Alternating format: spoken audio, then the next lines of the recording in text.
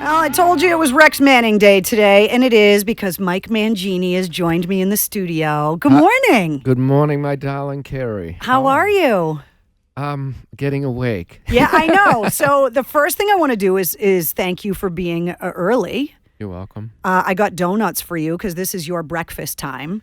Well, my whole family shows up early for everything, especially when it's donuts and food and partying. Yeah, and exactly. Right. So you're in town tonight because Dream Theater's playing at the Orpheum. Yes. And so I was like, well, if you're going to be in town this time, because the last time you were in town, I didn't drag you up here because I think we were in the middle of like moving and packing stuff. Mm-hmm. So now we're in the new WAAF studio. Not bad, right? It's beautiful. Yeah, the digs aren't bad. And I was like, all right, you need to come in and you need to get up during the day. Yes. Can you get out of bed? Well, it's just that you try sleeping on a moving bed that's going over potholes. It has an effect on you, just a slight effect. Yeah. And then, when you get along and everyone in our band gets along well, you get discussions all night long, and you got to unwind. It's 3 or 4 o'clock in the morning, and then you have to get off the bus with our tour manager, Rick, going, rise and shine. And if you're not off the bus in literally 90 seconds, you're going to forget your stuff. You got to wake up. You're in a fog. So, yeah, it's not that we're late. We sleep late because we don't have anything to do. Well, no, and that's what I wanted to go over. Yeah. Like, so the normal person with the 9 to 5, or they get up, the breakfast, the kids on the bus, and then they get in the car and they got the commute and they get to work by 9. Yeah. But when you're a touring musician, you're not even finishing work until 11:30 when the set is over. Right. And then it's meet and greet. So tell me, like, what your day is like. Well, let's start after the show because my nervous system's it's like someone kicked a hornet's nest, and it's these ideas are buzzing. You are a very hyperactive individual. I'm already broken. Never mind that I do this to make That's it why worse. I brought the sugary donuts. By the way, I wanted to just wind you up. God, thank Epic you. show at the Orpheum tonight. I'll implode before then. No, you know what happened? LB will kidnap you. Yeah. You won't even see me tonight. We'll totally You're going to have to be awake because I'm sorry, no disrespect to all the drummers in the region, but nobody's going to be able to just stand in for you playing with Dream Theater. Oh, thanks. That's called job security. So back to my day. Yeah. We will finish a show, and believe it or not, before we get to the dressing room, 2 or 3 of us will get together and speak about the 1 or 2 notes that one of us didn't put in the right place, because we want to know what happened. Because we're so crazy about everything lining up just right, and the fans expect that of us. We talk about it, and then we just disperse. We're like the Gophers. Oh, no, it wasn't you. It was me. No, I think maybe might have caused you. No, I did that. So we have this little conference about any little mistake we made. Now, do the fans point out the mistakes in the chat rooms and on the Facebook pages? Do they catch you? All right, let me tell you something. If there's a mistake. Let me tell you something. I can make a post on from a YouTube channel I have. I might get 35,000 hits. Somebody puts up me doing something they don't like or not playing it exactly like it used to be. Like on a cell phone video? 500,000 hits. 500,000 Mike hits. Mangini screws Oh, up. it's amazing. It's just, it's all humbling. Yeah. So anyway, and then I shower as quickly as I can because I'm just covered with drum slime. Yeah. And it's not pretty. I'm in a plastic stool all night, and I got to meet people, and I can't sleep like that. So I've seen you after a show. It's kind of disgusting. So thank you. You're welcome. Again, so I clean up as quickly as I can, and I just eat a little something because it's the only time we can see personal friends, and we don't have much time. We don't have much room. Yeah, and it's a home show for you tonight, so it's got to be out of bounds when you come back to Boston. Yeah. It's always fun. So then we get on the bus. And if we didn't finish our food, we'll finish it then, which eating that late is not so good. And then usually John Myung and I will share a glass of Cabernet and talk about physics or something completely. We don't talk about music. It's just diet, nutrition. Meanwhile, we're just eating this food. You were texting me the other night at like 1:30 in the morning. I know. I just wanted you to know I was thinking about you. Yeah, I appreciate that. Yeah. It's nice when you have touring musician friends that want to let you know they're thinking about you in the middle of the evening. Yes, I know. I said, I hope your phone's on Do Not Disturb. Yeah. Well, my brother is overseas, and he doesn't put his phone on Do Not Disturb, so I've had to stop texting or doing anything like that. I'll wake him up in the middle of the night. Yeah. He's like, oh, don't worry about it. It's fun. I'm like, yeah. No. No, that's what happened to me. I rolled over and I was like, man, oh boy. No, it's fine. You're good. Oh boy. You're good. So then we get to sleep. Yeah. And, what time do you go to bed? It's between 2 and 4. Oh, okay. It depends on who's talking about what and what we're talking about. I feel like if you go to bed before the sun comes up, it like even if it's 4:30 in the morning, Yeah. then you wake up and it's really the next day. I feel like you really get screwed up when you go to bed when it's daylight and you wake up when it's daylight and it screws with your brains. It's just the quality of the sleep. But Yeah. I've been able to sleep on a rock, so thankfully. So then we wake up with our tour manager tearing open the curtain. There's no warning. There's no knock. It's the curtain tears open. Rise and shine. Do you ever just take your pants off just to screw with him because you know that's how he's going to wake you up in the morning? Or do you have a pants rule on the Dream Theater bus? How long have you known me? Do you even have to ask that question? That's why I'm Do asking you the question. even have to ask that I asked question? it on purpose because I do know you. Yes, of course I mess with everybody. Uh-huh. As much as I can, I mess with. know. We all do that. We have to keep the humor. Right. You have to be humorous. I mean, for a band to stay together as long as this band has, you can't lie with your face. You know, people start disappearing and not talking to each other.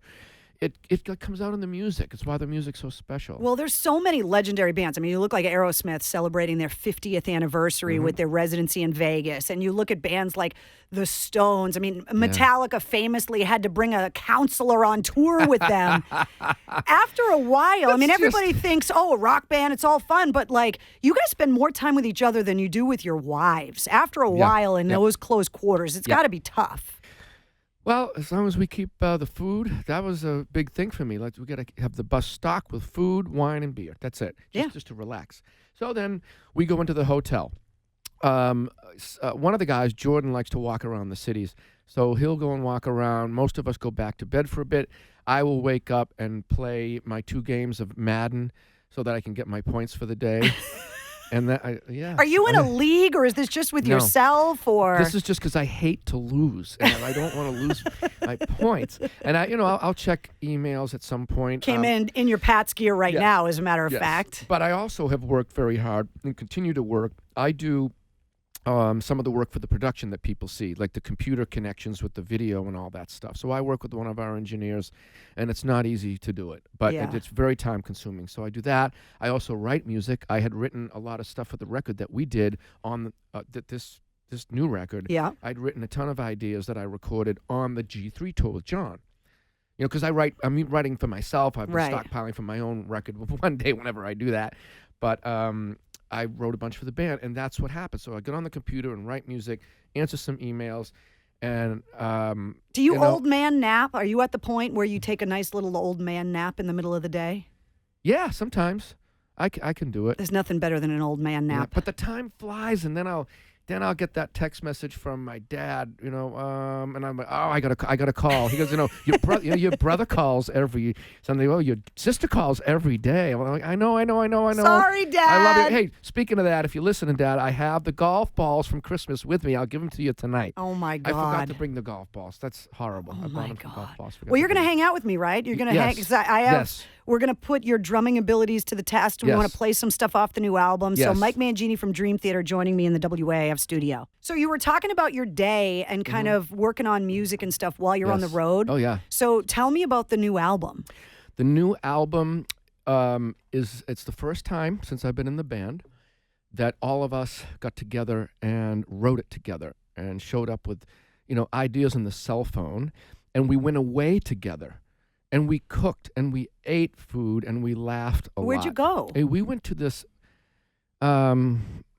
place. No, well, I'm thinking, how long ago was that? We went to Monticello, New York. Oh, okay. And there's a studio there, and our group of we have a pretty good-sized team. Anyway, the team of engineers, techs, they worked with other companies to get proper equipment to bring to the existing studio because it wasn't up to par to keep up with 409 drums and 97 keyboards and 22,000 Yeah, you guys guitars. don't travel light. If Dream Theater were a person, it would be a broad with a whole set of Louis Vuitton bags. Oh, it's the lipstick. You guys do not control. pack light at out of all. control. It is out of control. Yeah. So we went away, and our guitarist John is our producer. So John collected a bunch of ideas, and we discussed the kind of record that we were going to make and all of those things, to the sound, to the vibe, to the song lengths, everything. Because when a band is together as long as Dream Theater, Yeah. You're not just trying to come up with something new,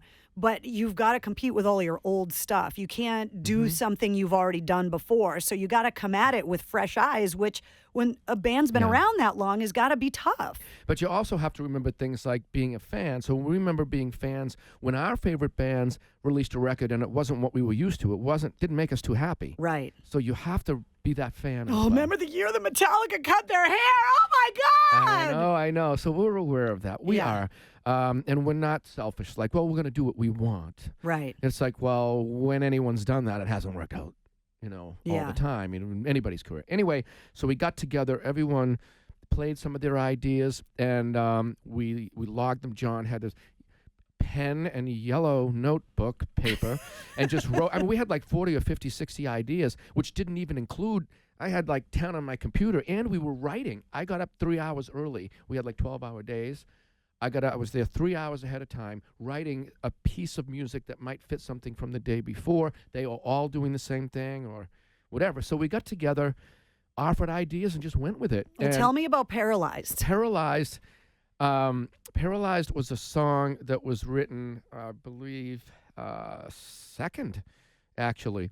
And it came from the discussion that, look, let's have a hard-hitting, straight-ahead thing that's very palatable, but it's got some cool stuff in it. So it's not because I'm here, but I wrote that music, the initial riff, a version of it. So that was mine, written with everyone's parts. It had keyboard, bass, drums, the whole bit. And I played that. But because we had written another song the day before or 2 days before that was more complicated, less complicated in a spot, I wrote this thing in like a strange time signature. So John, he was so polite. Petrucci goes, do you mind if I change a couple notes? I'm like, I don't care. Like, it's the first time I've ever done anything like that. Like, do what you want. And, people had suggestions. So he changed a few notes. Some of the guys, well, if we did it the third time, a different, that stuff happens. So much math. So it came out, I just offer the seed. Everyone contributes what they think, and then it gets written. And then we discuss, let's repeat that again. Let's not repeat that again. And it was just so heavy and straightforward that it got written, again, pretty quickly. And that's what it was. It was just meant to be a song with a lot of air in the groove. I changed my drum set for it. I have a bigger bass drum and less bass drums and less drums to create a little bit more air in the sound. All right, well, here it is. This is Dream Theater, Paralyzed. It's WAAF. Yes, that is new Dream Theater, Paralyzed. It sounds better on the radio. It always sounds better, especially if you have a little piece of it. Yes. Wow, our band should be very proud. Yes, absolutely. And it sounds good on the new speakers in the studio, too. It's fantastic. Sounds amazing in here. It's just, I went back to the moment we did that. I mean, again, I've got to tell you, every single one of us, all 5 of us were involved with every single tune to a point that it was just great. Even every meal, what are we going to have? What do we do Then this? how do you sit down as a band and figure out what you're going to name the album? I got to imagine out of all of the things, that's like naming a baby. It's a big decision. Yeah, and the funny thing is, we don't have a wife to pawn that on. Like the band doesn't have one person like, okay, you name it. Like right. As husbands, it's like, okay, well, you let... my wife named our 2 children. So because you're a smart man and a happy wife, happy life. Yep. Yeah. That's right. That's right. Yeah. So hi, Bonnie, if you're listening. So how does that? So who came up with the name? Let's see. I have to think back. I don't want to take too much time. We didn't have a name. We just said, all right, let's make a name for the record that has to do with this environment. And it was like, the barn. Like, no, it doesn't work. Stuff like that. I know. The light from the barn. Oh, whatever it was we were coming up with. And then somehow the idea of velocity got mentioned, and then the actual math formula has a D and a T in it for velocity, distance over time, right? Oh, well, there you go. There you go. There you go. So that's where it came from. So John found the formula. So for people that don't know, Mike Mangini from Dream Theater is here in the WAF studio. Yeah. Born and raised masshole, proud masshole, wearing your Patriots gear. I love it. I had my Bruins hat on to say goodnight in Montreal. Oh. It was perfect. But we love Montreal, right? I mean, you got to love your biggest, competitors. I love it. Like when Lejean from Seven Dust was here a couple months ago, I Yeah. was like, are Patriots fans allowed in Atlanta yet? Like, is that a thing? He's like, not really. Well, later on, I'll tell you the story of me watching the Super Bowl that they lost to the Eagles by myself in Savannah, Georgia, which is dead between Jacksonville and Atlanta, with my Brady jersey on in a corner with a few beers in front of me alone. Just crying. That was. Not happy. I found the exits. Was the first thing I did. Do you have like the NFL package on the tour bus just so you don't? Because you're a diehard fan. I know. No, I don't. I just check it when I can. Oh, I get the gotcha. app. But growing up in Mass, for me, it's all about sports. Music was like a derivative. It was something I could always do from the youngest age. But it's my favorite thing at Christmas was to get the Boston Bruins yearbook. You know, a lot of people stuff like that aren't from around here don't understand that you get indoctrinated into the cult like from birth. None of us have a choice. That's why we're such passionate sports fans. And when I had an opportunity to move, because I can live wherever I want. Everyone in the band lives in a different place. So my family discussed where we might live. And at the same time, it was like, this is not going to ever happen because, first of all, family's family, and we're here, and family's here. So that makes it a done deal. But then I was like, I can't have my kids rooting for another team. Oh, my God. Are you kidding? Are you kidding? So talking about family, so growing up, obviously, because you've been a drummer basically your whole life. I popped out like, that's it. So you grow up, you're Italian like me, so you grow up in the kitchen. Yep. Mom's making sauce. That was your first drum set, right? The pots and pans out of the cabinet? The pots and pans, because my sister Jody, hi Jody, and my brother Paul, hello Paul, would play music, and the record player was in the dining room, which was next to the kitchen. So I would open up the albums and look at the pictures of the drums, and then I would grab the cans and the pencils and just play.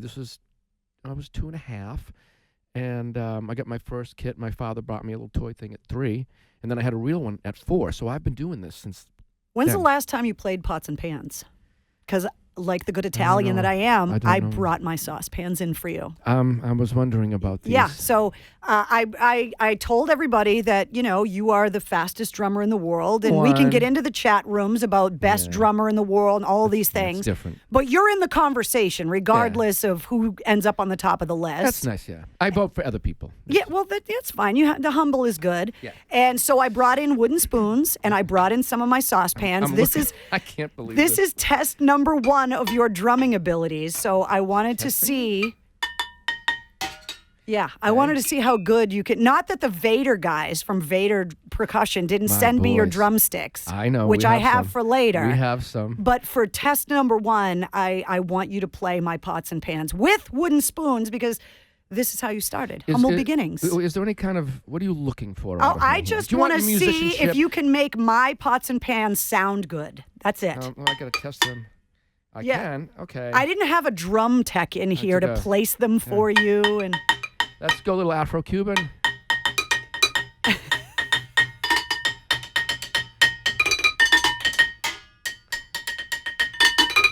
How fast can you roll those things?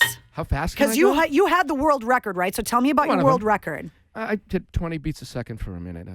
20 beats a second for a minute. Yeah, that's this. If 1 second is here, let's say that's 1 second. Not that my timing's good enough to tell, but that means I have to put 10 with one hand. And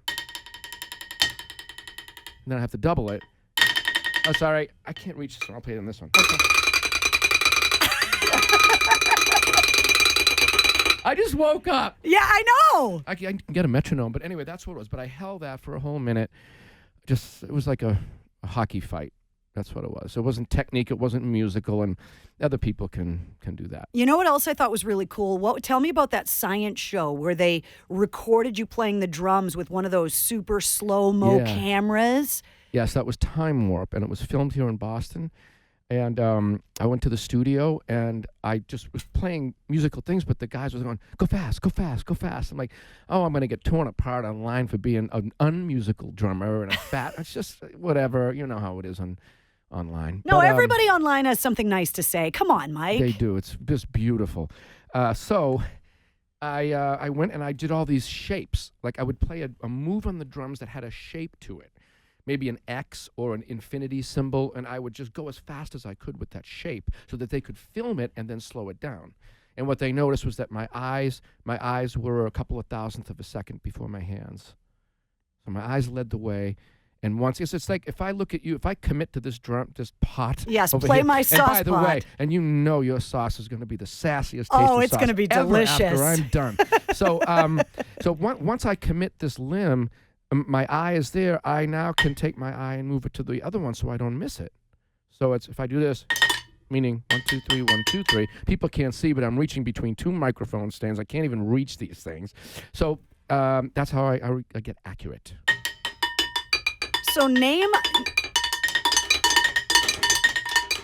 See what I mean? 3 on each. Oh my God. Oh, it wasn't that fast. It's hard to reach. It's fast enough. It's hard to reach because these things are strange heights. We need Sean and Worm to fix this for me. Yeah, we got a text from Worm and George that are actually driving in Florida listening on the radio.com app, which is pretty cool. All right. Thank you, my brother, for helping with this stuff. So name me another profession where you have to be able to do 4 things simultaneously, one with each limb. Is it a helicopter pilot is like that? A drummer is like that? It's actually 6. It's actually 6 things. Here's why. I have 4 limbs. Yeah. Now, I have to make a noise to keep things in time, like this da, da, da, da, da, da, so I can fit how many notes in that space, and I have to pick the limbs to use. Well, if you wanted me to play a pattern of 17 notes with my right side and play a pattern of 3 notes with my left side, I would have to fit that into a common ground. That common ground is in my mind going da, da, da, and also in my mind, I'm dividing into spaces as well, so I can actually hear noise. I can hear my metronome in my head. I can hear whatever noise I want to hear. And it's like 2 tracks in my mind while my 4 limbs are playing. That's why I can do what I can do, because that's the secret. It's insane. This is test number 1. You passed the test on the saucepans. Yes. Test number 2 Uh-oh. is that Frankenstein monster in the corner over there. Oh, God. No, I just want to play. Oh, you're going to play. So we're putting pictures up but on. wait a minute. See, I wasn't perfect before. I can't have that. Yep. See how perfect that was? That was perfect, All right, actually. I had to wake up a little bit. When do you want me to stop? How long Hello? can you go? I can't ask those questions. We'll be back with more from Mike Mangini.